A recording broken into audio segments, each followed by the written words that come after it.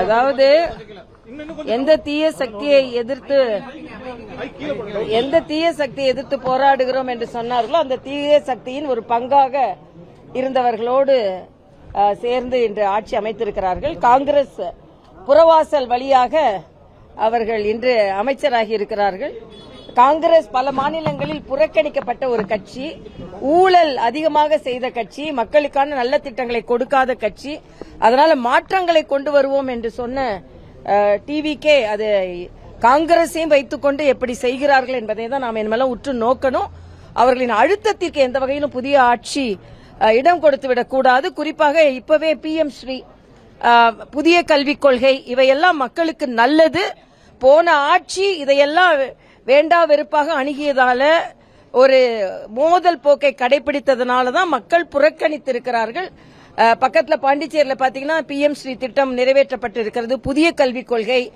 ஆக மக்கள் எப்பவுமே ஆக்கப்பூர்வமாக நடவடிக்கைக்கு தான் ஆதரவு தருவார்கள்.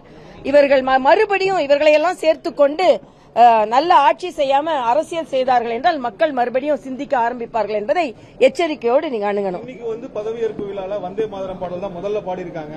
அவங்க கூட இப்ப சப்போர்ட் பண்ணக்கூடிய கம்யூனிஸ்ட் எல்லாமே அதை விமர்சனம் பண்றாங்க. எப்படி பாக்குறீங்க? இல்ல, இந்த விமர்சனம் தேவையில்லாதது. வந்தே மாதர பாடல் நம் நாட்டு உணர்வை தட்டி எழுப்பிய பாடல், நமது சுதந்திர கனலை தட்டி எழுப்பிய பாடல். இந்த பாடலுக்கு முக்கியத்துவம் தர வேண்டும்.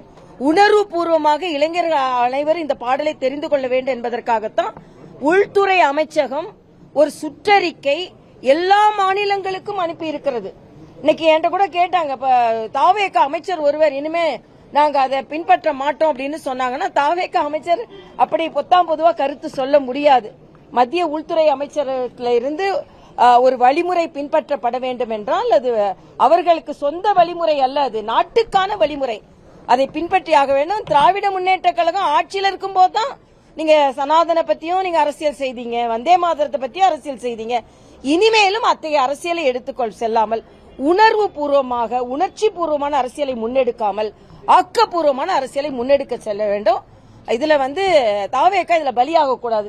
திமுக இப்படி சொல்றதுல இன்னும் சொல்ல போனா இந்த கம்யூனிஸ்டுகள், காங்கிரஸ் இவர்கள் எல்லாம் உங்களோட இண்டிவிஜுவாலிட்டியை தனித்தன்மையோடு நீங்கள் ஆட்சி அமைப்பதை அவர்கள் எந்த விதத்திலும் அழுத்தம் கொடுக்க கூடாது என்பதை நீங்கள் உணர வேண்டும் என்பது எனது கருத்து. பிரதமருடைய வெளிநாட்டு பயணத்தை ஆப்போசிஷன் லீடர் ராகுல் காந்தி தொடர்ச்சியா விமர்சனம் பண்ணிட்டு இருக்காரு. இப்போ இருக்கக்கூடிய நாட்டுடைய பொருளாதார சூழல்ல பிரதமர் வெளிநாட்டுக்கு சென்றதே, அரபு நாடுகளுக்கு சென்றது நீங்க பாத்தீங்கன்னா, அங்க உள்ள நமக்கான பெட்ரோல் ரிசர்வை நமக்காக அதை சேமித்து வைப்பதற்கும் நமக்கு கொடுப்பதற்கும் தான் அவர் சென்றாரு. நான் கேட்கிறேன், நெதர்லாண்ட்ஸ் போனாருங்க. தமிழ்நாட்டில் 300 ஆண்டுகளுக்கு முன்னால் எடுத்து சென்ற செப்பு தகடுகளை அவர் இன்னைக்கு தமிழக உணர்வோடு ஒன்றி, தமிழ்நாட்டு மக்கள் வெற்றியை கொடுக்கலனாலும் மரியாதைக்குரிய பாரத பிரதமர் தமிழ் உணர்வோடு அதை பெற்று வருகிறார். அதனால அவரோட ஒவ்வொரு வெளிநாட்டு பயணத்திற்கும் ஒரு காரண காரியம் இருக்கிறது, ஒரு திட்டம் இருக்கிறது, மக்கள் நலன் இருக்கிறது, தேச நலன் இருக்கிறது. ராகுல் காந்தி வெளிநாட்டு போற மாதிரி இல்ல, அவர் போற மாதிரி சுற்றுலா நினைச்சிருக்கிறாரு. என்னைக்குமே பிரதமர் சுற்றுலா போனது கிடையாது. பிரதமரின் ஒவ்வொரு நாட்டின் பயணமும் நம் இந்திய தேசத்திற்கு பலனுள்ள பயணமாக இருக்கிறது என்பதை எல்லோரும் புரிந்திருக்கிறார்கள். அது ராகுல் காந்தி புரியாம இருக்கிறது.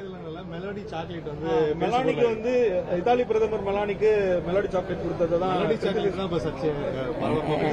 அதாவது ஒரு நாட்டில இருந்து போய் இனிப்பான செய்தியோ இனிப்பையோ கொடுக்கறது எப்படி நம்ம கிரிட்டிசைஸ் பண்ண முடியும்?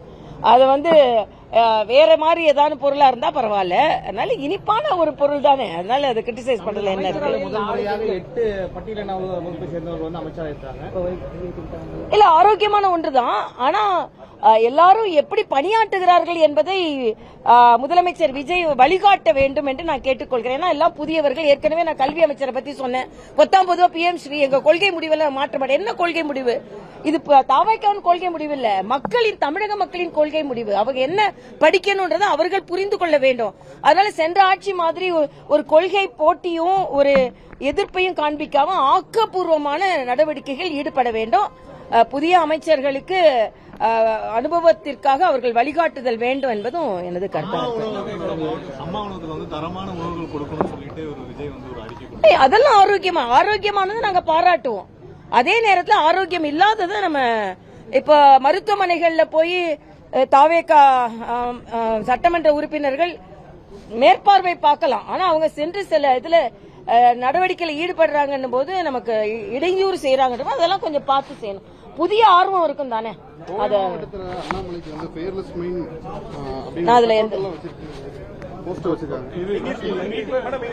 மீட்டிங்கோட முக்கிய அஜெண்டா புதிய நிர்வாகிகள் மாற்றம் இருக்குமா பாஜகவுல தமிழக? நாங்க வந்து எங்களோட நடவடிக்கைகள் நாங்க எல்லாருமே மறுபடியும் எப்படி நாங்க உற்சாகமா பணியாற்ற வேண்டும் என்பதான் வழிகாட்டுதல், வேற ஒன்றும் இல்லை.